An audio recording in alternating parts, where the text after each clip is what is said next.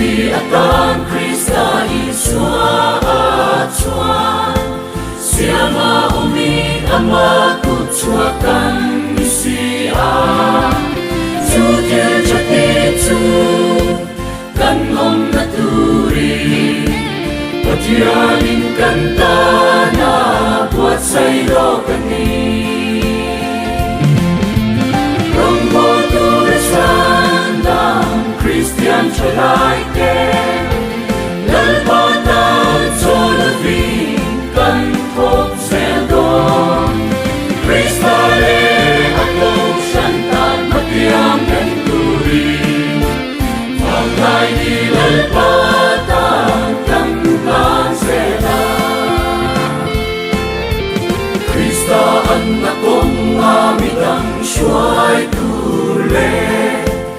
Câu sanh cút kê đi tu ra in qua say zeri Chân chinh chắp quan đời Thu bùi bèr ni se Vang lại hun lal pata in lan se lang Rong vô tu re sandang Christian chalai ke Lal pata cho la vi Kan thok seldon Kristale ako shantan matiam kenturi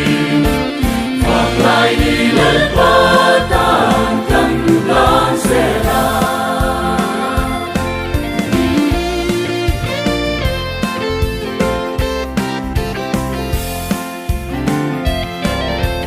Maglay lalpatan chat lai hun iswatan